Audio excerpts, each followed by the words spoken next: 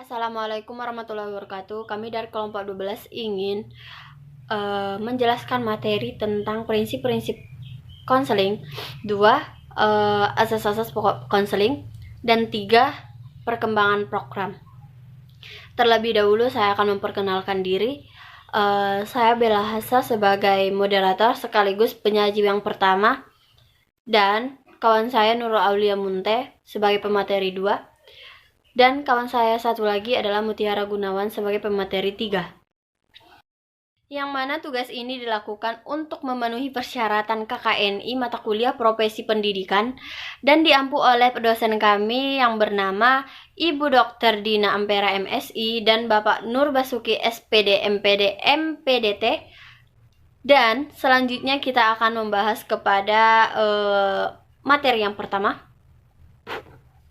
Jadi di sini saya akan menjelaskan prinsip-prinsip konseling, yang dimana prinsip konseling itu ada terbagi menjadi 3. 1. Prinsip umum konseling. Yang kedua, prinsip khusus yang berhubungan dengan individu ataupun diri sendiri. Yang ketiga, prinsip-prinsip khusus yang berhubungan dengan individu konselor. Jadi yang pertama, prinsip umum konseling. Yang secara umum dalam perencanaan dan pelaksanaan konseling perlu diperhatikan beberapa aspek-aspek, yaitu 1.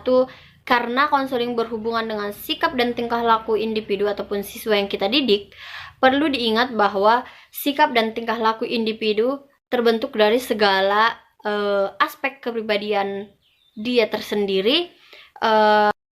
Terus aspek yang kedua, perlu dipahami perbedaan individu siswa agar dapat memberikan layanan yang sesuai. Misalnya kita harus mengetahui kepribadian siswa itu bagaimana, agar kita bisa lebih mengetahui bagaimana perbedaan individu siswa yang satu dengan yang lainnya. Jadi selanjutnya konseling itu harus fleksibel sesuai dengan kebutuhan individu dan masyarakat. Misalnya konseling itu harus tahu bagaimana yang baik dan benar untuk menyesuaikan diri seorang siswa. Selanjutnya, program konseling harus sesuai dengan program pendidikan di sekolah yang bersangkutan. Misalnya di SD, dibuat konseling yang sesuai dengan karakter anak SD, di SMP juga begitu, dan juga seterusnya. Terus, pelaksanaan program konseling harus dipimpin oleh seseorang yang memiliki keahlian dalam bidang konseling dan sanggup bekerja sama dengan para pembantunya serta dapat menggunakan sumber-sumber yang ada di luar sekolah. Misalnya, kita harus mengetahui bagaimana sih pelaksanaan program konseling yang harus kita lakukan di dalam sekolah SD, SMP, dan juga SMA. Jadi yang kedua yaitu prinsip khusus yang berhubungan dengan individu ataupun klien. Yang pertama yaitu pelayanan konseling harus diberikan kepada semua individu ataupun siswa. Yang dimana pelayanan itu kita harus bisa melayani mereka dengan baik dalam situasi apapun. Misalnya mereka mengalami situasi yang ketakutan ataupun yang membuat kesalahan. Yang kedua, harus ada kriteria untuk mengatur prioritas pelayanan konseling kepada individu tertentu. Yang ketiga, program konseling harus berpusat pada siswa. Misalnya, jika kita mengajar di sebuah SD, kita harus bertujuan untuk memotivasi anak SD agar lebih baik ke depannya.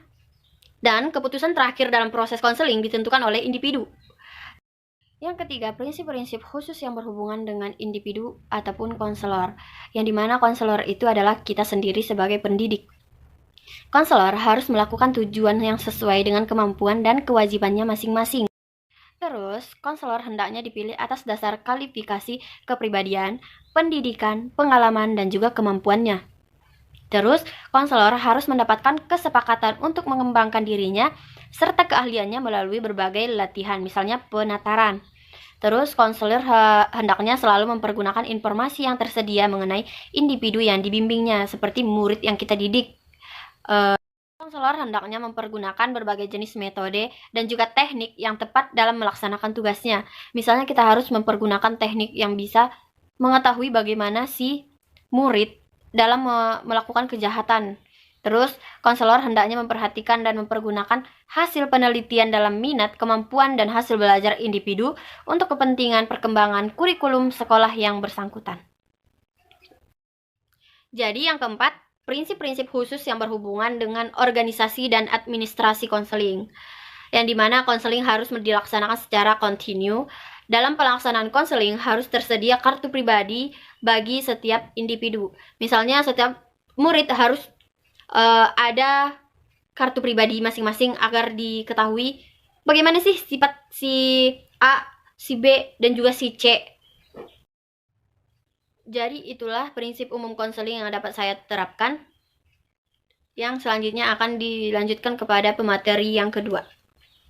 Aulia Munte, di sini saya menjadi pemateri 2. Materi yang saya bahas yaitu asas-asas pokok konseling. Nah, dalam layanan konseling di sekolah ada beberapa asas-asas yang meliputi asas kerahasiaan, asas kesukarelaan, asas kekinian, dan asas kemandirian. Nah, yang pertama saya akan membahas asas kerahasiaan. Dalam hal ini, konseling adalah usaha untuk membantu seseorang yang mempunyai masalah. Namun kebanyakan orang yang beranggapan bahwa seseorang yang mempunyai masalah adalah sesuatu yang harus benar-benar ditutupi dan tidak ada seseorang pun yang boleh tahu apa masalahnya itu dan apa yang benar-benar yang dia rasakan, dan tidak ada seorang pun yang boleh tahu. Nah,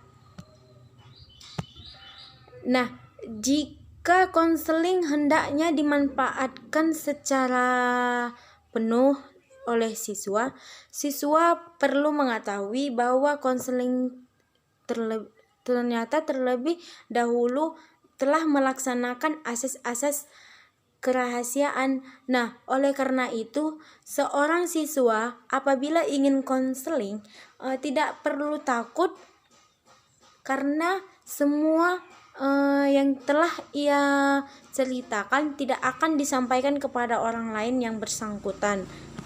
Nah, dapat ditarik sebuah kesimpulan bahwa asas kerahasiaan adalah kunci konseling. Jika konseling menjalankan asas ini dengan baik, maka penyelenggara konseling ini juga memanfaatkannya secara baik. Nah, sebaliknya, jika para penyelenggara konseling tidak memperhatikan asas tersebut, pelayanan konseling tidak akan mempunyai arti lagi dan bahkan mungkin akan dijauhi siswa. Yang kedua ada asas kesukarelaan, di mana asas kesukarelaan ini yaitu asas yang benar-benar telah tertanam pada diri klien. Nah, di mana diharapkan bahwa mereka yang mengalami masalah akan dengan sendirinya datang kepada konselor untuk berkonseling. Nah, di sini bahwa konselor itu berkewajiban mengembangkan sikap sukarela dirinya kepada klien dan mampu menghilangkan rasa keterpaksaannya itu untuk datang kepada konselor. Nah, dapat ditarik sebuah kesimpulan bahwa kesukarelaan itu tidak hanya dituntut untuk diri klien saja, tetapi juga hendak mampu menghilangkan rasa bahwa tugas mereka itu merupakan sesuatu yang memaksa diri mereka. Lebih disukai lagi apabila para konselor merasa bahwa terpanggil untuk melaksanakan pelayanan konseling. Yang ketiga ada asas kekinian. Nah, di dalam masalah klien yang ditanggulangi melalui upaya konseling ialah masalah-masalah yang sedang dirasakan sekarang, bukan masalah yang lampau atau masalah yang datang. Yang perlu diketahui dalam upaya konseling yang sedang diselenggarakan yaitu masalah tentang hal itu hanyalah merupakan latar belakang atau latar depan dari masalah yang sekarang. Yang lebih penting adalah apa yang perlu ditanggulangi sekarang dan apa yang dilakukan sekarang sehingga masalah yang dihadapi itu terselesaikan. Nah, dalam usaha bersifat pencegahan pun pada dasarnya pertanyaan yang perlu dijawab adalah apa yang perlu dilakukan sekarang sehingga kemungkinan yang baik di masa yang akan datang ada sebuah masalah yang datang akan bisa kita hindari. Yang keempat, ada asas kemandirian, di mana asas kemandirian ini kita harus mengetahui terlebih dahulu bahwa kemandirian ini merupakan tujuan dari usaha konseling. Nah, dalam memberikan sebuah pelayanan, konselor hendaklah selalu berusaha untuk menghidupkan kemandirian seseorang yang dibimbing. Dalam hendaknya orang yang dibimbing itu menjadi tergantung pada orang lain, khususnya kepada konselor. Nah, dalam asas kemandirian ini dapat ditarik sebuah kesimpulan bahwa Baik, di sini saya akan menjelaskan tentang pengembangan program BK di sekolah. Layanan bimbingan dan konseling merupakan kegiatan yang terencana berdasarkan pengukuran kebutuhan atau need assessment yang diwujudkan dalam bentuk program bimbingan dan konseling. Program bimbingan dan konseling disusun berdasarkan struktur program dan bimbingan dan konseling perkembangan. 1. Komponen struktur program bimbingan dan konseling di sekolah. Struktur program bimbingan diklasifikasikan ke dalam 4 jenis layanan, yaitu A. Layanan dasar bimbingan. Layanan dasar bimbingan diartikan sebagai proses pemberian bantuan kepada semua siswa atau for all melalui kegiatan-kegiatan secara klasikal atau kelompok yang disajikan secara sistematis dalam rangka membantu perkembangan dirinya secara optimal. Layanan ini bertujuan membantu semua siswa agar memperoleh perkembangan yang normal, memiliki mental yang sehat, dan memperoleh keterampilan dasar hidupnya, atau dengan kata lain membantu siswa agar mereka dapat mencapai tugas-tugas perkembangannya. B. Layanan responsif. Layanan responsif merupakan pemberian bantuan kepada siswa yang memiliki kebutuhan dan masalah yang memerlukan pertolongan dengan segera. Layanan ini bertujuan untuk membantu siswa agar dapat memenuhi kebutuhannya dan memecahkan masalah yang dialaminya atau membantu siswa yang mengalami hambatan, kegagalan dalam mencapai tugas-tugas perkembangannya. C. Layanan perencana individual. Layanan ini diartikan proses bantuan kepada siswa agar mampu merumuskan dan melakukan aktivitas yang berkaitan dengan perencanaan masa depannya, berdasarkan pemahaman akan kelebihan dan kekurangan dirinya, serta pemahaman akan peluang dan kesempatan yang tersedia di lingkungannya. Layanan ini bertujuan untuk membantu siswa agar memiliki pemahaman tentang diri dan lingkungannya, membantu merumuskan tujuan, perencanaan, dan pengolahan terhadap perkembangan dirinya, baik menyangkut aspek pribadi, sosial, belajar, maupun karir. 3. Dapat melakukan kegiatan berdasarkan pemahaman, tujuan, dan rencana yang telah dirumuskannya. D. Layanan dukungan sistem. Kegiatan komponen program merupakan pemberian layanan BK kepada siswa secara langsung, sedangkan dukungan sistem merupakan komponen layanan dan kegiatan manajemen yang secara tidak langsung memberikan bantuan kepada siswa atau memfasilitasi kelancaran perkembangan siswa. Dukungan sistem adalah kegiatan-kegiatan manajemen yang bertujuan untuk memantapkan, memelihara, dan meningkatkan program bimbingan secara menyeluruh melalui pengembangan profesional, hubungan masyarakat dan staf, konsultasi dengan guru, staf ahli atau penasehat, masyarakat yang lebih luas, manajemen program, meneliti, dan pengembangan. Program ini memberikan dukungan kepada guru bimbingan dalam memperlancar penyelenggaraan layanan di atas. Sedangkan bagi tenaga pendidik yang lainnya adalah untuk memperlancar penyelenggaraan program pendidikan di sekolah. Dukungan sistem ini meliputi 2 aspek, yaitu 1. Pemberian layanan dan 2. Kegiatan manajemen. 1. Mengidentifikasi masalah siswa. A. Membantu secara aktif menyelenggarakan bimbingan. B. Memberikan informasi tentang siswa mengenai bidangnya. C. Berpartisipasi dalam pertemuan kasus. D. Menilai kesukaran dan kemajuan siswa dalam bidangnya. E. Membantu memberikan informasi kepada siswa. F. Mengadakan hubungan dan konsultasi dengan orang tua. G. Mengumpulkan data siswa bersama bimbingan. H. Membantu mencari alternatif pemecahan masalah. I. Menyerahkan siswa dengan masalahnya kepada pembimbing. J. Ikut serta dalam melakukan identifikasi, menyalurkan dan membina bakat, minat, kemauan siswa. 2. Pengalihtanganan siswa bermasalah. Yang pertama, bila seorang konseling menunjukkan tindakan-tindakan yang membahayakan orang lain atau dirinya sendiri, misalnya dalam bentuk tindakan agresif.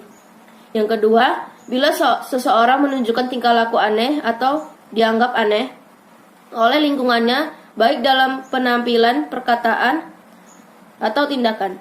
Yang ketiga, gangguan kejiwaan yang mengganggu berfungsinya organ-organ tubuh atau sebaliknya. 4. Kecanduan obat atau narkoba. 5. Apatisme, kebosanan yang intens. 6. Masalah edukasi yang berat, misalnya gangguan perasaan, masalah keluarga yang berat. 7.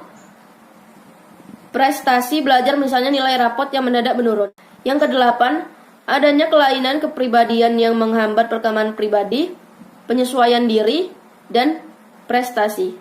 Yang ke-9, apabila pembimbing sendiri merasa sulit berkomunikasi dengan konselingnya. 5. Peran guru dalam konseling di kelas. Peran guru dalam konseling di kelas adalah bahwa guru perlu mempelajari bagaimana sebaiknya memberi dan mendalami teori konseling itu memerlukan waktu.